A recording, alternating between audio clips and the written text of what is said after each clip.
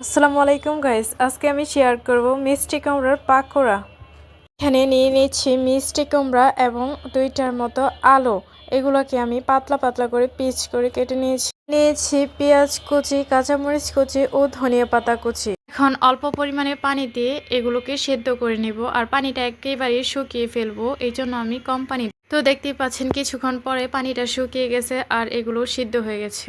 সেদ্ধ করা মিষ্টি কুমড়া ও আলুগুলোর মধ্যে এখন আমি পরিমাণ মতো লবণ দিয়ে এগুলোকে ভালোভাবে ম্যাশ করে নেব।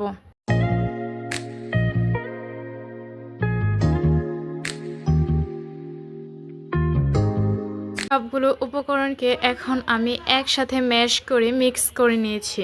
এখন একটা কড়াই বসিয়ে তেলটা ভালোভাবে গরম হওয়ার পর পেঁয়াজের মতো শেপ দিয়ে একটা একটা করে দিয়ে নিচ্ছি। তো সবগুলা পাকোড়া আমার কড়াইয়ে দেওয়া হয়ে গেছে। পাকোড়াগুলার এক পাশ হয়ে গেলে আমি এটাকে উল্টিয়ে নিচ্ছি। তো দেখতেই পাচ্ছেন সবগুলা পাকোড়া সুন্দরভাবে ভাজা হয়ে গেছে এবং এটার ভিতরেও কিন্তু সিদ্ধ হয়ে গেছে। পাকোড়াগুলো খেতে খুব মজা হয়েছিল।